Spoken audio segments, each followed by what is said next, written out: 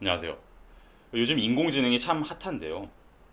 인공지능의 발달은 분명히 우리에게 엄청난 이점을 가져다 주지만 또 한편으로는 그 전까지는 우리가 전혀 생각해 보지 못했던 윤리적인 문제들을 발생시키기도 합니다. 예를 들어서 제일 대표적으로 얘기가 나오는 건 자율주행 자동차가 만약에 사고를 냈을 때 그 잘잘못을 어떻게 따질 것이냐 하는 문제가 있습니다. 이건 지금 자율주행 기술의 상용화가 그렇게 먼 건 아니기 때문에 실제로 아주 많은 사람들이 고민하고 있는 문제입니다. 분명히 지금까지처럼 사람 대 사람으로 사고가 난 거랑은 그 잘못의 구조가 좀 달라야만 할 것 같거든요. 자, 이런 문제 이외에도 AI의 발전은 아주 다양한 윤리적인 질문들을 우리에게 던져주는데요. 닉 보스트롬이라는 철학자는 만약에 AI가 더 발전을 거듭해서 AGI의 단계에 이르게 되면 우리가 그 AGI에게 과연 어떤 도덕적인 지위를 부여해야 할 것이냐 하는 의문을 제기했습니다. AGI는 Artificial General Intelligence를 뜻하는데요. 인공 일반 지능이 되겠죠. 지금 AI는 아직 인간처럼 일반적인 지능을 가진 존재로 발전하지는 못했습니다. 일반적인 지능이라는 것은 모든 상황에서 그 상황에 맞게 지적인 행동을 하는 것을 뜻합니다. 인간을 보면 단순히 어떤 한 분야에서만 지능을 발휘하는 게 아니라 어떤 환경에 처하든지 어떤 새로운 상황에 던져놔도 거기에 맞게 나름대로의 지적인 능력을 발휘해서 대처를 합니다. 반면에 지금 AI는 자율주행이면 자율주행, 번역이면 번역, 바둑이면 바둑 이런 식으로 어떤 한 분야에 한정해서 특정한 분야에서 지능을 발휘한단 말이죠. 이렇게 AI는 아직 일반적인 지능의 단계에는 이르지 못했기 때문에 딱히 AI에 대해서 도덕적인 지위를 가진 것으로 대우해줘야 할 이유도 잘 안 느껴집니다.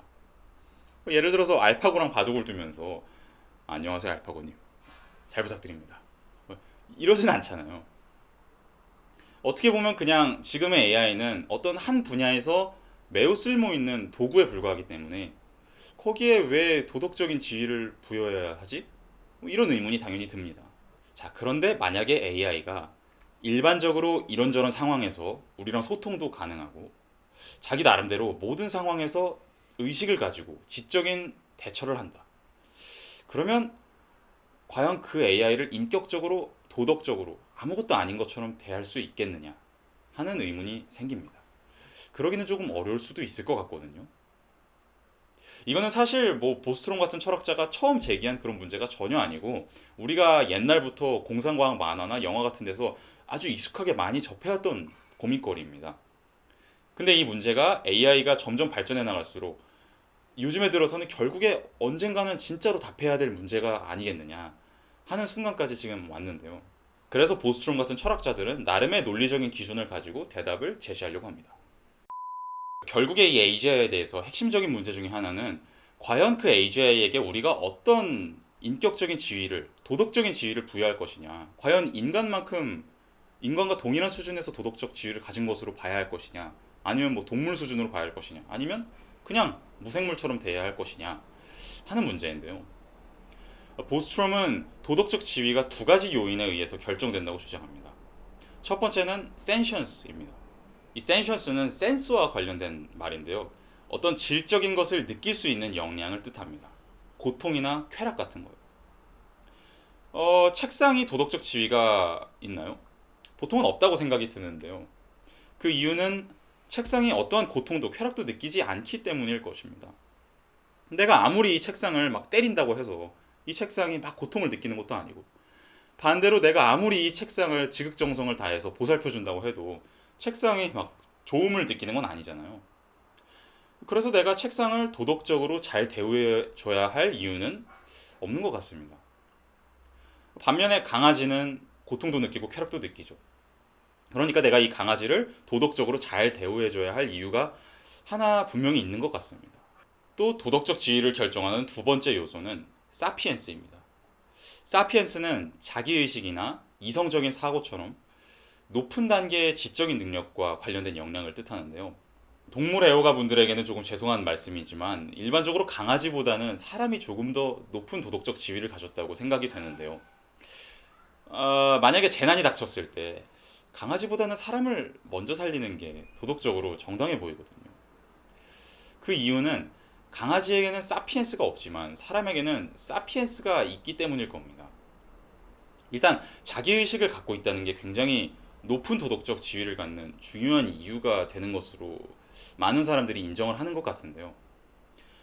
내가 나 자신을 의식하고 나에 대해서 계획도 갖고 평가도 내리고 또 내 주변에 여러 가지 소중한 존재들을 갖고 있다고 내가 나름대로 인식을 하고 이런 자기의식을 갖고 있다라는 사실은 그 자체로 그 주체가 도덕적으로 충분히 대우받아야 할 이유가 되는 것 같습니다.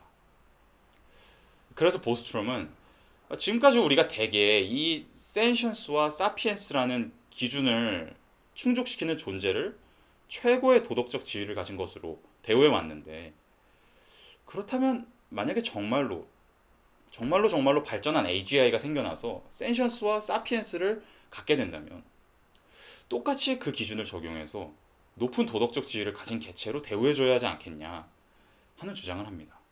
여기에 대해서 가능한 답변은 아니, 도덕적 지위를 결정하는 요소는 센션스와 사피엔스만으로는 부족하다. 그 이외에 뭔가 더 있다. 근데 그 이외의 뭔가를 인간은 충족시키는 반면에 AI는 결코 충족시킬 수가 없다. 그러므로 AI는 결코 인간과 같은 도덕적 지위를 가질 수는 없다. 이런 식으로 보스트롬에게 반대 의견을 제시할 수도 있고요. 반대로 보스트롬의 의견을 비교적 상당히 많이 수용해서 정말로 만약에 그런 센셔스와 사피엔스를 가진 AGI가 나타난다면 그런 AGI는 인간처럼 높은 도덕적 지위를 가진 것으로 대우해줘야 한다. 그렇게 생각할 수도 있고, 아니면은 인간보다는 낮을 수 있지만 그래도 무생물적인 것은 아닌, 아예 아무런 도덕적 지위를 안 갖는 것은 아닌 그 어떤 중간 지점에서 타협을 볼 수도 있겠습니다.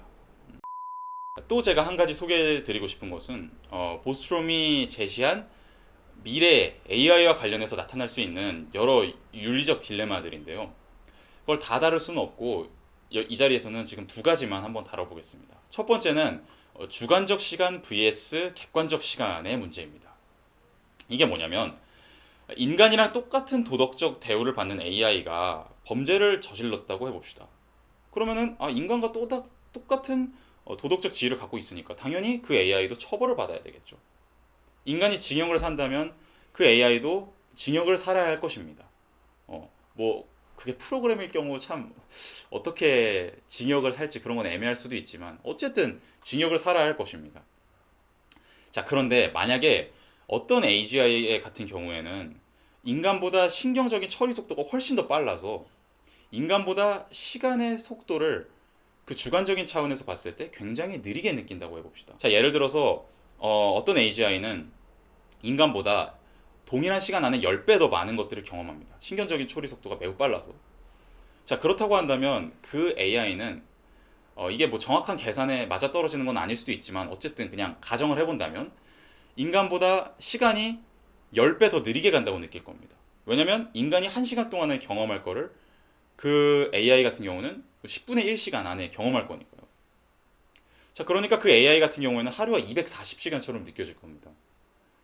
자, 만약에 그렇다고 한다면 그 AI가 징역 10년짜리의 범죄를 저질렀다고 했을 때 과연 우리가 정말로 그 객관적인 시간을 기준으로 해서 징역 10년을 그냥 때려버려야 되냐, 아니면은 그 AI의 주관적인 시간을 고려해서 10분의 1인 징역 1년을 때려버려야 할 것이냐, 이런 문제가 생깁니다.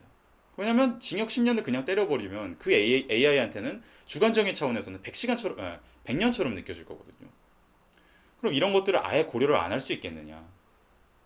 또 반대로 만약에 어떤 AI 같은 경우에는 인간보다 시간을 훨씬 더 빠르게 느낀다면, 그러면 징역 10년을 때려봤자 예를 들어서 그 사람한테는 하루처럼 느껴진다면 그 AI한테는, 그러면 그런 걸 고려해서 징역을 더 객관적인 시간에서는 늘려서 때려야 할 것이냐, 이런 굉장히 재밌는 문제가 발생합니다.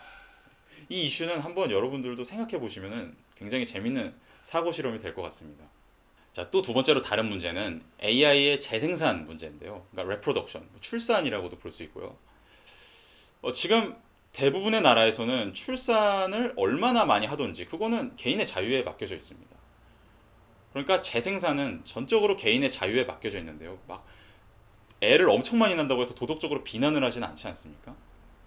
자, 그런데 만약에 어떤 AI 경우에는 그게 프로그램이든 로봇이든 안드로이드든 사이보그든 간에 그 재생산 속도, 출산의 속도가 너무 빨라서, 그리고 출산욕이 굉장히 강해서 계속해서 출산을 하고 재생산을 하는데 그 속도가 너무 빠르다 보니까 자기 주변의 자원들을 점점 더 고갈시켜 나간다면, 과연 그 AI의 출산을 그때도 그 개인의 자유에 맡길 수 있겠느냐, 이런 문제도 생겨납니다. 그때 가서는 너는 더 이상 애를 낳으면 안 돼, 이렇게 그 자유의 제한을 가할 수 있겠느냐, 이런 종류의 문제도 생각 가능합니다. 자, 이렇게 AI의 발전은 지금까지 우리 인류 사회가 전혀 생각해보지 못했던 윤리적인 질문들을 우리에게 던져줍니다. 인류의 윤리라는 것이 어떤 한 점에 고정되어 있을 수는 없습니다. 예를 들어서 고대 그리스의 윤리에 딱 고정되어 있는 것은 말이 안 되지 않습니까? 그런데 또 반면으로 윤리가 완전히 랜덤하게 카오스처럼 변화할 수도 없을 겁니다. 그건 완전히 재앙과도 같은 상태일 겁니다. 결국에 우리는 그 사이에서 어떤 합의점을 계속해서 찾아나가야 하는데, AI의 발전은 그 합의점을 찾아나가는 일에 더 어려운 과제들을 우리에게 던져주는 것 같습니다. 그런데 또 다른 시각에서 보면 AI의 발전은 지금까지 우리가 가져보지 못했던 그런 새로운 시각으로 우리를 이끌므로써 우리 자신을 새로운 시각에서 한번 되돌아보게 하고, 그럼으로써 지금까지 우리가 제시했던 것과는 또 다른 차원의 슈퍼 윤리 체계를 제시하는 것을 우리에게 가능하게 하는 것이 아닐까, 그런 생각도 한번 해봅니다. 자, 이런 문제들에 대해서 좋은 생각이 있으시다면 댓글로 남겨주시기 바라겠습니다. 감사합니다.